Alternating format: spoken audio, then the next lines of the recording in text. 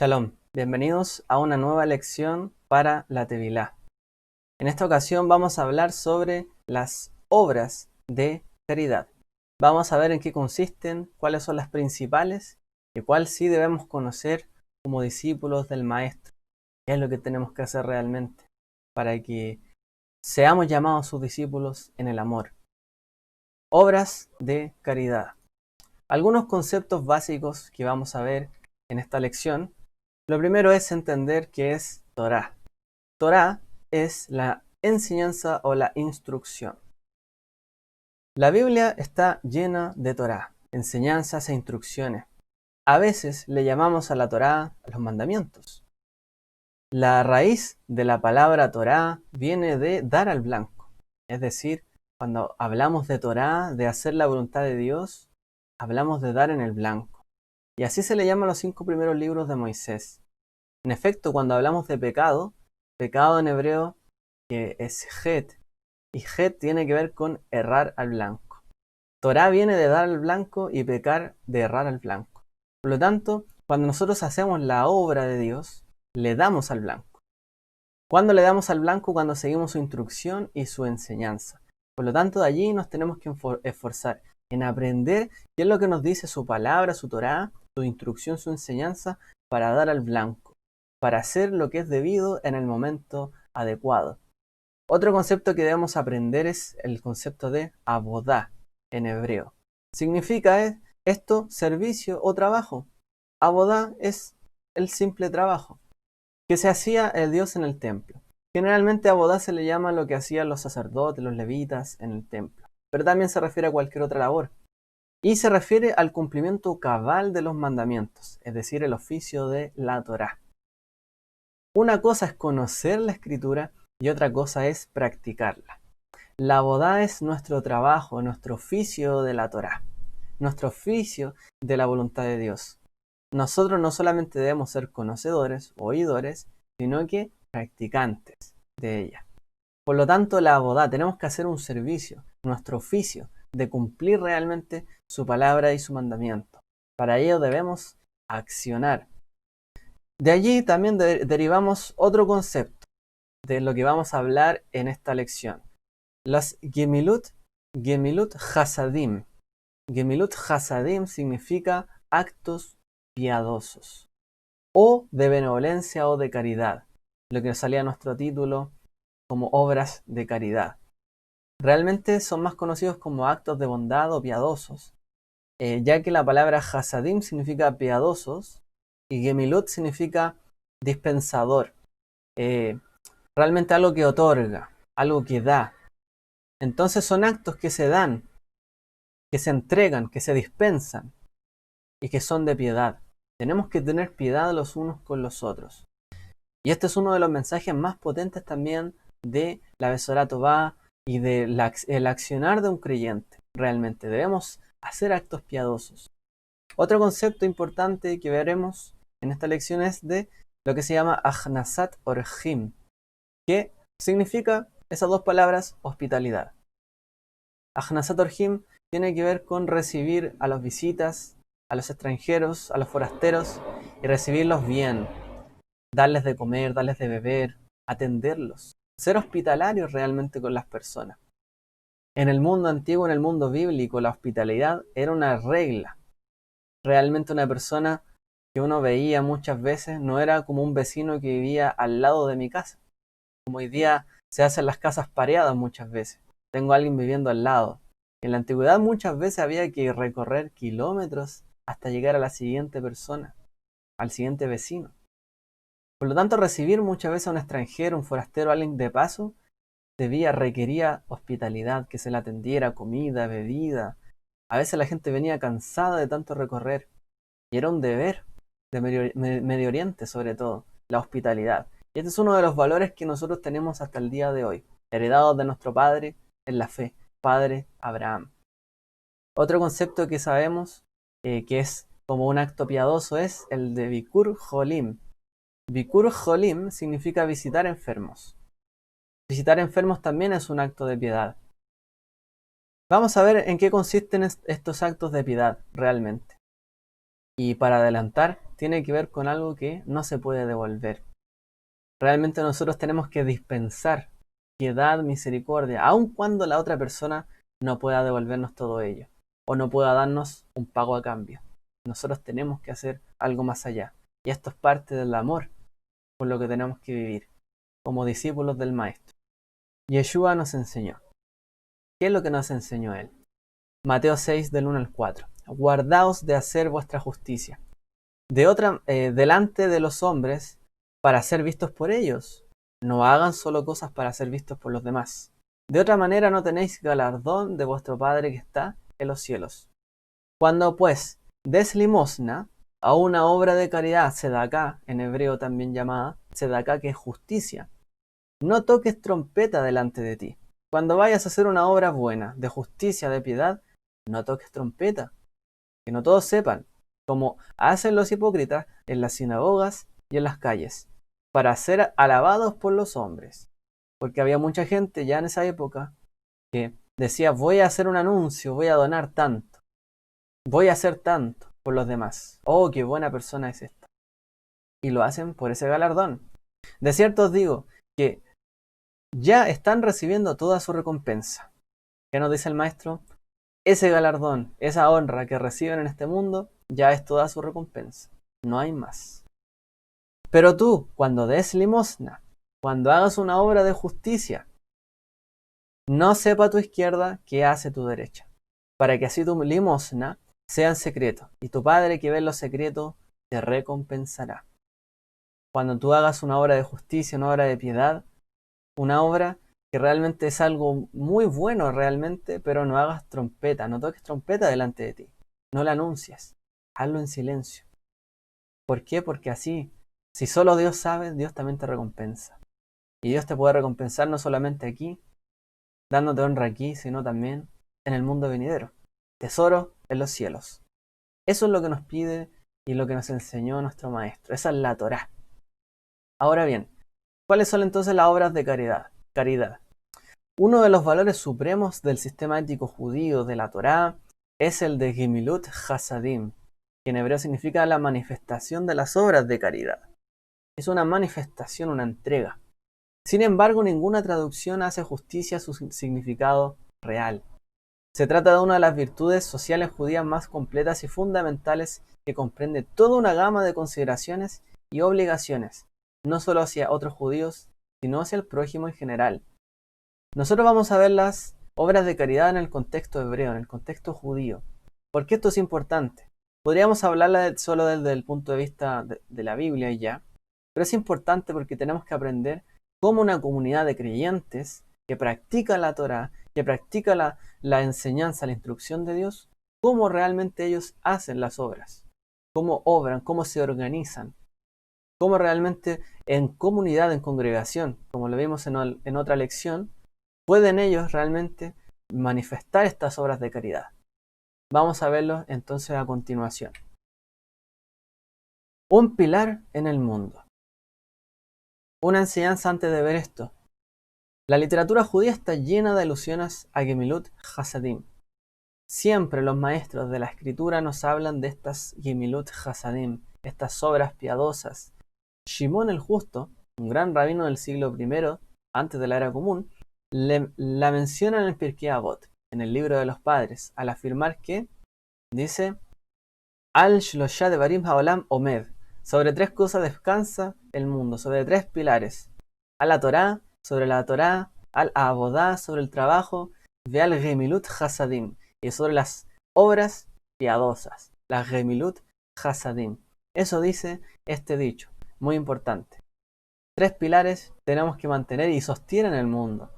La instrucción, la Torá, la enseñanza, la Abodá, el servicio y la Gemilut Hasadim, lo que va más allá del servicio, lo que va más allá de lo que debemos hacer.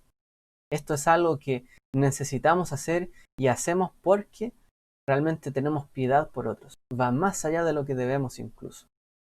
Estos son los tres pilares que mantienen el mundo. Dentro de la literatura judía lo podemos ver. Tal vez lo sustantivo de este concepto descansa en el hecho de que constituye una forma de asistencia que va más allá de la caridad. Va más allá incluso. El dar caridad o una limosna. Esto es más que eso. Es más que darle una moneda a alguien que necesita o que nos pide. Es una ayuda que satisface no solo en lo material, sino también en el aspecto espiritual. No solamente ir más allá por alguien nos hace sentirnos reconfortados, o que alguien se benefició económicamente y se siente reconfortado, sino que es un aspecto espiritual. Es un escáner realmente de lo que hay en nuestros corazones. ¿Hay bondad, hay piedad, hay más allá, hay más amor? ¿O hay un límite? Hemos llegado a nuestro límite. No, hasta aquí llego yo. No doy más que esto. ¿O realmente Dios está obrando nuestra vida y está aumentando nuestra vida espiritual? Pues cuando uno aumenta en su vida espiritual, Dios también aumenta muchas veces hacia afuera, en las obras que hace. Por eso, es un fiel reflejo también de nuestro crecimiento, las obras de caridad. Gemilut Hasadim trata más sobre dar algo a quien no lo merece que dar algo en base a lo meritorio. Es dar sin esperar recibir algo a cambio. Debes abrir la puerta. La Dalet, en hebreo una letra, al extraño, al Ger, que es un extraño. Y entonces el Gomel, que es Dios, que es compensador, te recompensará en público. En otras palabras, cuando Yeshua nos habló esto, podríamos verlo como un juego de palabras en hebreo. Cuando realmente nosotros abrimos la puerta, la Dalet, al extraño, realmente estamos permitiendo que el Dios que trae toda recompensa nos recompense también a nosotros. ¿Por qué esto se menciona así? Porque en el lenguaje hebreo, la letra Dalet y la letra Ger son consecutivas. La letra Gimel, perdón. La Dalet y la Gimel son consecutivas. Primero viene la Gimel y luego la Dalet. Cuando se acerca la Gimel, el pobre, a la Dalet, a la puerta, debemos abrir la puerta. Y entonces, la Gimel, que representa a Dios, como dice que Dios es el fiador del pobre, el Gimel también, que es el Gomel, que representa al dispensador, con esta letra nos recompensa en público. Cuando uno abre la puerta al pobre, Dios nos recompensa también hacia nuestra puerta y nos bendice. Por eso, esta es una de las leyes obligadas de Medio Oriente. El ser hospitalario, el abrir nuestra puerta al extraño, al extranjero, el ayudar. Por eso Abraham lo hizo, realmente, porque Dios también nos recompensa a nosotros cuando ayudamos a alguien que golpea nuestra puerta, imitando a Dios. Dar ropa al necesitado. Hablemos entonces de estas obras.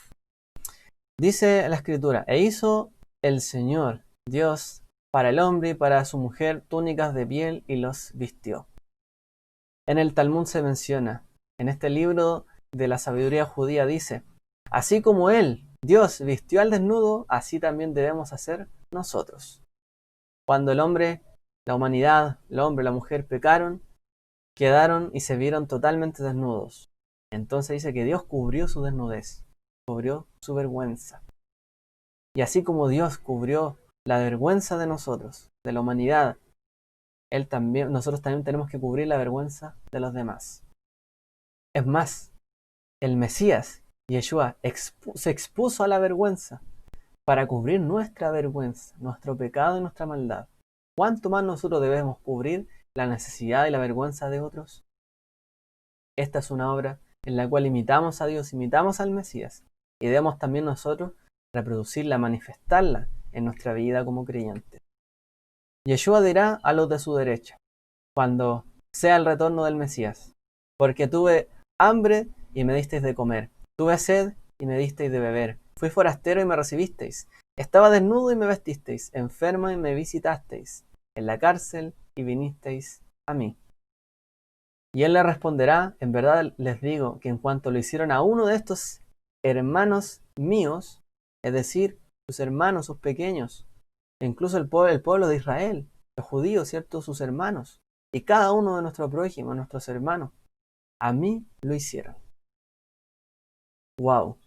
Fuertes palabras, ¿no? Yeshua nos dice realmente que nosotros debemos hacer obras piadosas. ¿Y cómo Él nos va a reconocer? ¿Cómo Él va a reconocer a quienes son realmente sus discípulos? ¿De quién era realmente Él el Señor?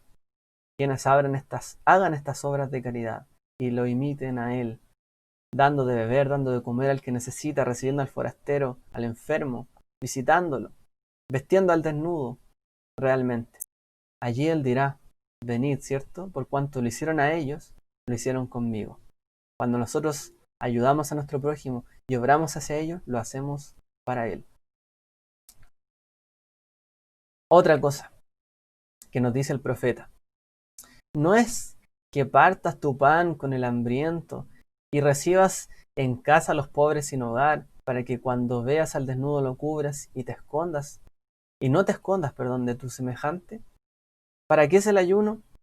¿Por qué ayunamos? Dice Isaías. ¿Por qué oramos? Para que partamos el pan con el hambriento. No solo oramos y ayunamos porque buscamos a Dios fervientemente, sino que también cuando nosotros dejamos nuestro placer o nuestra necesidad está ya cubierta. Decimos no solo de pan vive el hombre, sino también de lo que nos mantienes tú. Pero también el hombre necesita pan. Por lo tanto, partimos el pan y ayudamos a otros. Y a los pobres incluso, que no tienen hogar. Y los vestimos y les damos. Es decir, nuestra búsqueda espiritual, el ayuno, la oración, etc. Cada vez que la aumentamos, también debe crecer nuestra obra, nuestras obras de piedad hacia nuestro prójimo. De otra manera, nos volveríamos solo unos santurrones. Solo realmente personas que dijeran que hacen el bien, pero no lo estarían haciendo. No es lo que busca Dios realmente. Reparte lo que tienes con tu hermano, y no digas que lo tuyo te pertenece, porque si las cosas inmortales os son comunes, ¿con cuánta mayor razón deberá serlo lo perecedero? Perdón, porque si las cosas inmortales os son comunes, es decir, el don de Dios, su revelación, ¿con cuánta mayor razón deberá serlo lo perecedero? Es decir, si nosotros estimamos tanto lo que hemos recibido de Dios, los beneficios, los dones espirituales que Él nos da, las cosas que Él trabaja en nuestra vida, ¿cuánta mayor razón realmente debemos nosotros ayudar a nuestro prójimo? O sea, si ya hacemos lo más difícil, que es cambiar nuestra vida, transformarnos, todo nuestro ser, nuestros valores, etc. Y ya nos llegan a parecer comunes las cosas espirituales, bueno, las cosas que son realmente comunes, realmente debemos realmente otorgarlo a los demás, tratar de ayudar con ellos. Si tenemos beneficio espiritual, un talento, por ejemplo la enseñanza, y enseñamos a otros, bueno, cuánto menos o cuánto más nos debiese ser fácil repartir los bienes y lo que tenemos hacia nuestro prójimo, si aún lo hacemos con los dones espirituales. Hasta el día de hoy las comunidades judías, tanto en la diáspora como en Israel, tanto fuera como dentro de Israel, se dedican a la tarea de recolectar ropa para quienes les carecen de lo indispensable, y de esta forma cumplen con el mandato bíblico. Así también muchas instituciones cristianas y de otra índole realizan estos actos de caridad. ¿Cómo lo hacemos? Podemos hacerlo libremente, cada uno ayudar al que necesita, pero también lo podemos hacer comunitariamente, ayudar al que necesita, donar, dar a otros, tratar de ayudar sobre todo en los momentos difíciles, tender la mano, ¿cierto? Y que las cosas espirituales, si no son comunes, también lo sean las cosas de este mundo, lo perecedero, que lo podamos otorgar y de esta manera imitar a nuestro Padre. Hablemos de otra cosa, la hospitalidad, que dijimos que se llamaba la Ajnasat Orhim. Deja que todos los hambrientos entren y coman. Hay una cosa que es muy interesante, que lo hacemos en la fecha de la Pascua, de Pesaj en hebreo. Cada vez que se hace la Pascua, el Pesaj, y se invita, ¿cierto?, a la mesa, se dice, deja que los hambrientos entren y coman. Pesaj es una muestra de hospitalidad. Dios también nos sentó a su mesa, a nosotros, nos invitó a la Pascua, que es nuestro Mesías. Hemos comido, hemos bebido de Él. Él nos invitó a comer, a compartir en su mesa. Él nos abrió las puertas de su casa, nos invitó a su mesa. Y en Pesach se dice, deja que los hambrientos entren y coman. También Yeshua nos enseñó, invitar a las bodas, que vengan todos, que coman, que entren. Dios es hospitalario con nosotros. Él nos invitó a su mesa, a comer de Él. Nosotros también tenemos que hacer esto con nuestros semejantes. La historia judía se inicia, según la Torá, cuando Abraham abandonó su hogar en la ciudad de Ur para buscar la tierra prometida. En la vida de Abraham también vemos esto, cómo realmente Abraham abandona su hogar, pero él es el padre de la hospitalidad. Vete de tu tierra a la casa de la casa de tu padre, a la tierra que yo te mostraré.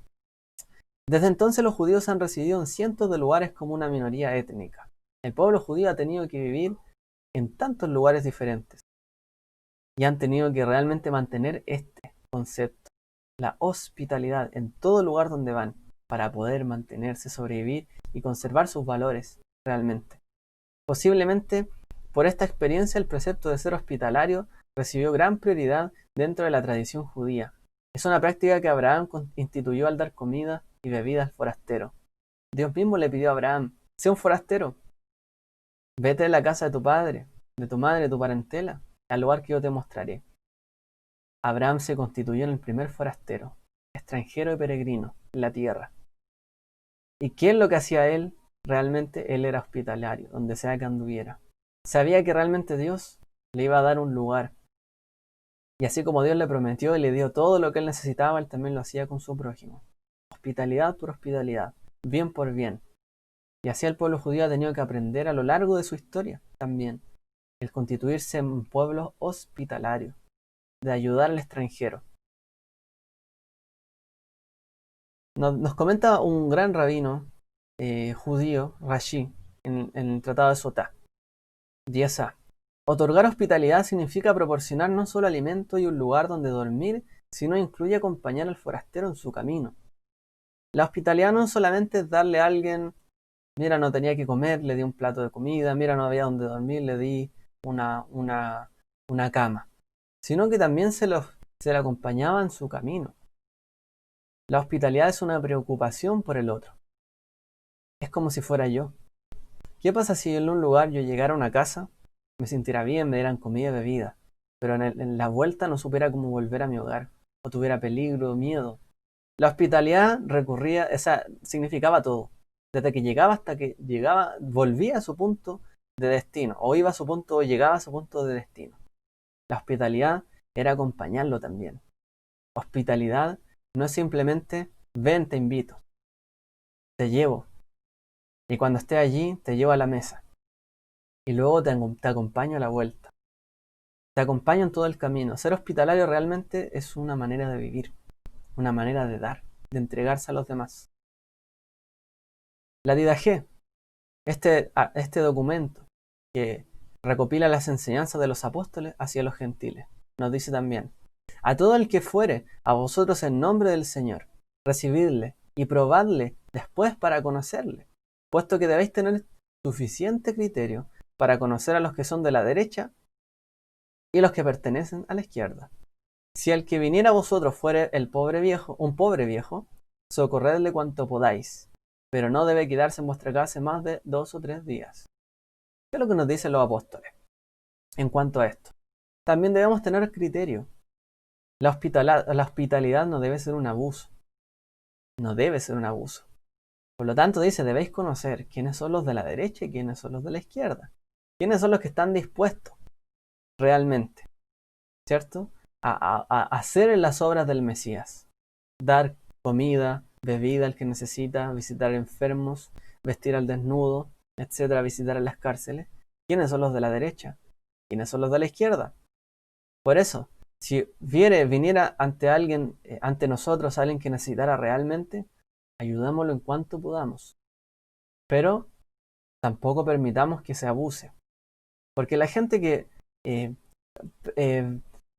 procura o promueve muchas veces las acciones que ayudan a los abusos, generalmente no es una persona de los de la derecha, por así decir, de los que dan hospitalidad, cubren al desnudo, etcétera, sino que son los que generalmente no tienen misericordia de otro y saben que no les complica hacer una molestia, prefieren serlo, incluso les gusta. Pero en cambio el que sabe las incomodidades, el que da hospitalidad es el que sabe que hay incomodidad en ser extranjero, a lo mejor en que no tiene mucho, se pone en el lugar del otro. Pero el que abusa no se pone en el lugar del otro. Por eso dice: conocerlos también, probadlos. Así que hay hospitalidad, sí, sin abuso. Es lo que nos pide realmente los que nos recomendaron nuestros apóstoles en cuanto a esto. Otro punto es el de visitar enfermos, Bikur Jolim. Cuando los judíos regresaron del cautiverio de Babilonia, en el siglo VI antes de la era común, los problemas sociales y económicos se multiplicaron. Fue bajo estas condiciones cuando el concepto de ayuda mutua adquirió un significado especial. Se subrayó la importancia de visitar a los enfermos, de darles asistencia y proporcionarles palabras de consuelo. Se dice que esta tradición de visitar a los enfermos viene de esa época, muy grande, sobre todo cuando la ayuda fue muy necesaria. Cuando el pueblo de Israel entró en la tierra prometida, heredaron ciertas tierras, bienes, casas que no construyeron, viñedos que no plantaron, y en cierto sentido fueron prósperos. Había leche y había miel. Pero cuando Israel fue expulsado de su tierra, una vez que volvieron, estaba todo destruido. Por lo tanto, la ayuda mutua se constituyó en una forma, ¿cierto?, que ayudó a subsistir a toda esa generación. Y el visitar enfermos, el ayudar, el asistir al que estaba mal o necesitaba algo, o palabra de consuelo, fue algo primordial desde entonces. El tipo de ayuda se especificó claramente. En aquel entonces, dar medicinas, alimentos, especialmente cuando no hubiera familiares que pudieran hacerlo. El visitante debía de hacer todo lo posible para alegrar al enfermo mediante una demostración concreta de cariño que le hiciera sentir que no se encontraba solo en sus horas de dolor. El visitar enfermo es llevarles cosas, si se puede alimento, medicina, ¿cierto? Si es que su familia no se lo ha podido dar, realmente es poder alegrarlo, sacar una sonrisa, levantarle el ánimo, el espíritu de donde está, demostrarle de una manera concreta que también está con él. No ser un insensible, no se trata de reírse al lado de un enfermo, sino de hacerlo reír, de levantarle el ánimo, de hacerle ver que está en su situación, que lo entiende, pero que también tiene esperanza y deseo de que él va a salir adelante. Pero también si él está entristecido, nos entristecimos con ello. Una manera de empatizar, ¿cierto?, con los enfermos. Debemos hacer esto. Visitar a los enfermos es un mandamiento que también imita las acciones divinas, pues el Talmud enseña que Dios visitó a Abraham cuando éste se recuperaba de su circuncisión. Cuando Abraham concertó el pacto con Dios y se circuncidó, dice y cuenta una leyenda, una historia, que realmente fue Dios quien lo visitó en esos días, ¿cierto?, cuando él estaba en pleno dolor. Y de hecho, más allá, la misma escritura lo dice. Y en aquellos días después que él había hecho esto, lo visitaron 3 personas, ¿cierto? Y representaban a Dios. Dios también visitó a Abraham, le fue a confirmar que todo lo que estaba haciendo valía la pena, que él era un amigo de Dios, que él, dado el tiempo, llegado la hora, le daría la promesa. Dios, por lo tanto, también visitó al enfermo, al que estaba recuperándose, ¿cierto? Y realmente le levantó el ánimo y le confirmó las promesas. Por eso es importante. Llevó algo, llevó una noticia consigo. Tenemos que imitar a Dios. En nuestros días, con el surgimiento de los grandes centros médicos, el dolor físico se complica con un sentimiento de soledad, que en ocasiones retrasa el proceso de recuperación. Se requiere por ello de sentimientos de apoyo y de amor. Hoy día quizás hay mucha mejor salud que en aquel entonces. Por supuesto que sí. Pero el dolor físico no lo es todo. La soledad, muchas veces el proceso, la angustia, la depresión, el estar allí y no poder hacer otra cosa, requieren también una visita, algo que recobre el ánimo. No todos somos médicos, no todos podemos llegar y recomendarle una medicina a alguien, pero sí podemos visitarlo en su dolor, en su apoyo, con amor, con demostraciones. A pesar de la relevancia de este precepto, la ley indica que el visitante no debe ser desconsiderado y alterar el bienestar del paciente al practicarlo. No se debe llegar ni muy temprano ni muy tarde, ni fatigarlo con visitas prolongadas. También tenemos que ser, como lo vimos en la hospitalidad, reservados, tener criterio. No debemos también afligir al paciente, alterarlo. Si él está tranquilo, mejor dejarlo tranquilo. Si se está recuperando bien, no ir a inquietarlo, ¿cierto? No llegar ni muy temprano, como dice en el judaísmo, ni muy tarde. No preocuparlo ni provocarle ansiedad, ni provocarle, ¿cierto?, algún disgusto, sino que realmente estar allí, ni fatigarlo con visitas prolongadas. Lo justo y lo necesario. Hay que ayudar al enfermo en cuanto a lo que necesita, no solo todo lo que necesitamos entregar. ¿Qué nos dice el Brit Hadashah? La religión pura y sin mácula delante de nuestro Dios y Padre es esta: visitar a los huérfanos, a las viudas en sus aflicciones, y guardarse sin mancha del mundo. Ezequiel 16:49. Y aquí esta fue la iniquidad de tu hermana Sodoma. Arrogancia, abundancia de pan, completa ociosidad tuvieron ella y sus hijos, pero no ayudaron al pobre ni al necesitado.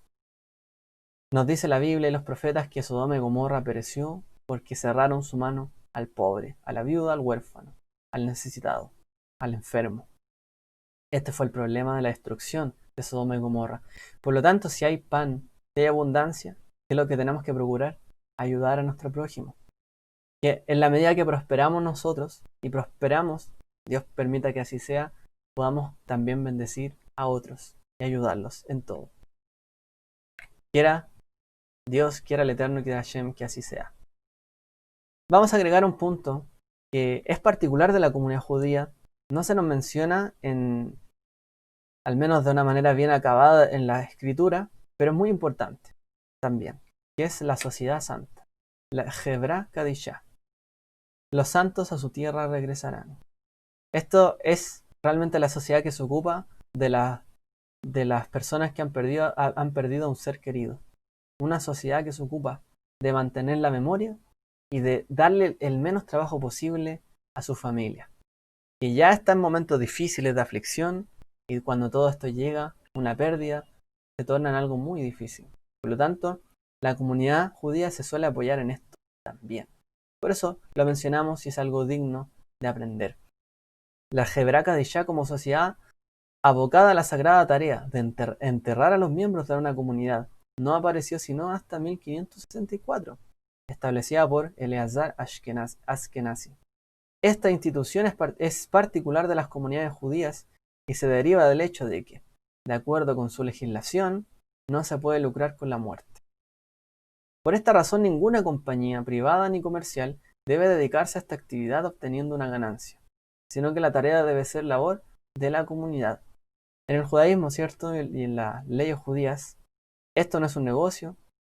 De hecho, cuando uno escucha, ¿cierto?, este tipo de negocios, funeraria o parques, ¿cierto?, de cementerio, generalmente la publicidad no es como otro tipo de publicidad. Siempre es mucho más reservada. Por lo mismo, porque no es algo en lo cual sea propicio lucrar, por así decirlo. Tiene que existir, por supuesto. Tiene la sociedad que tener estos organismos. Pero en la comunidad judía se estila que este organismo sea parte de la comunidad y que no sea lucrado, sino que realmente sea un servicio que se presta. ¿Por qué? Porque es necesario apoyar al que está dolido, al afligido, en su momento difícil, en cuanto más se pueda.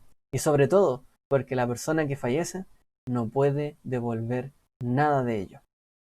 ¿Qué mayor acto de piedad que ayudar a alguien, cierto, que ha partido y que no puede pagarnos nada?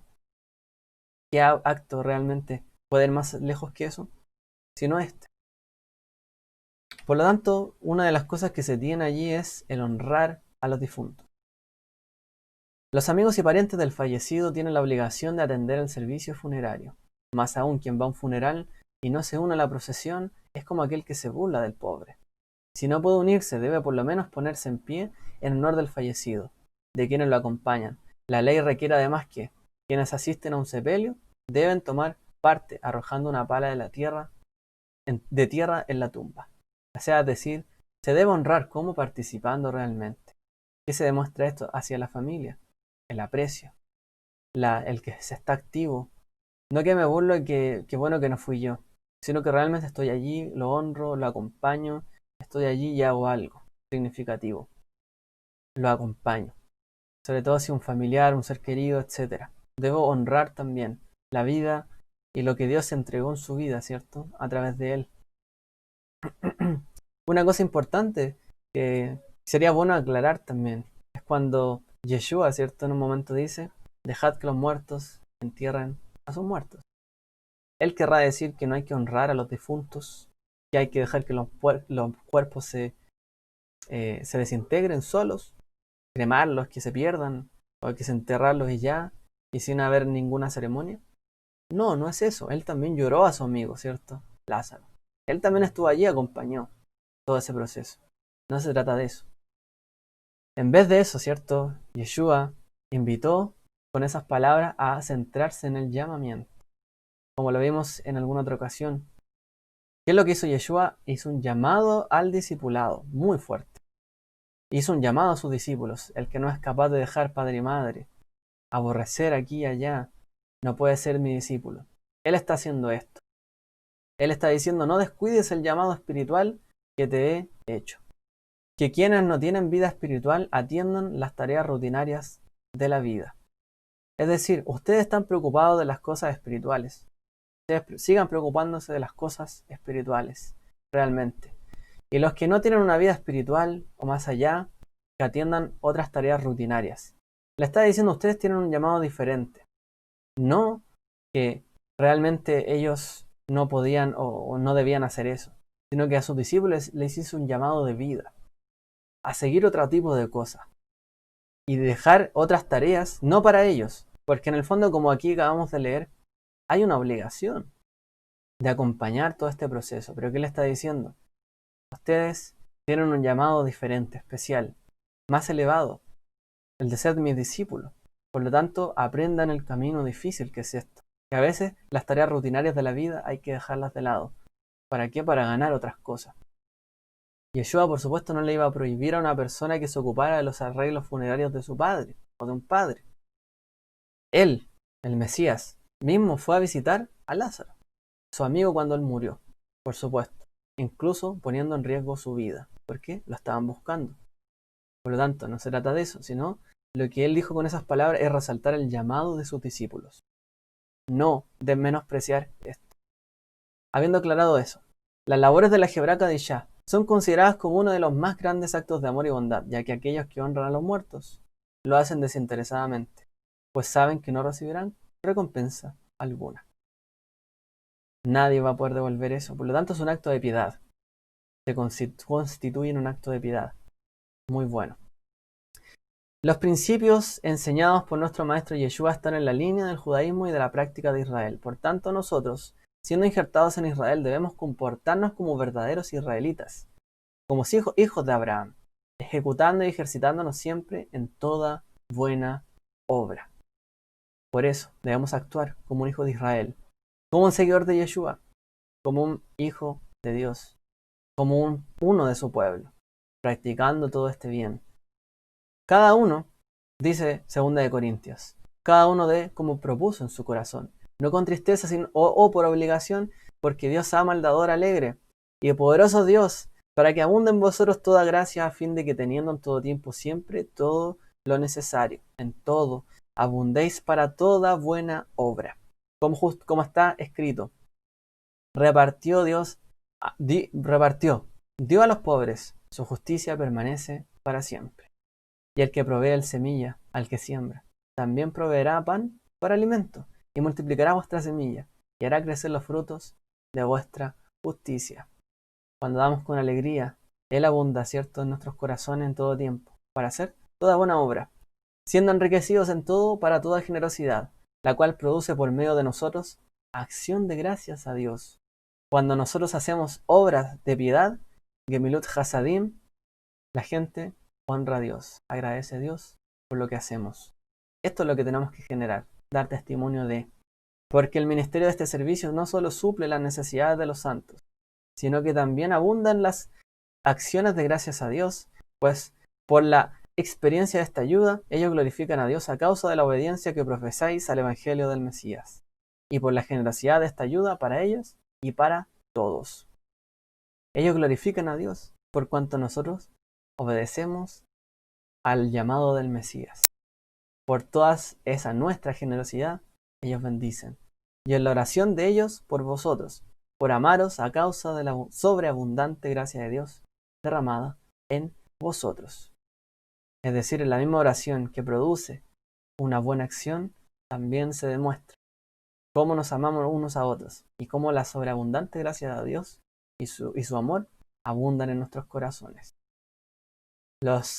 Continuamos, ¿cierto? Otra semana o en otra lección, ¿cierto? O pueden ustedes ver allí, ya tendrán algunas lecciones para seguir viéndolas una por una. Que el Eterno les bendiga y continuamos en otra lección viendo, preparándonos para la Tevilá. Shalom.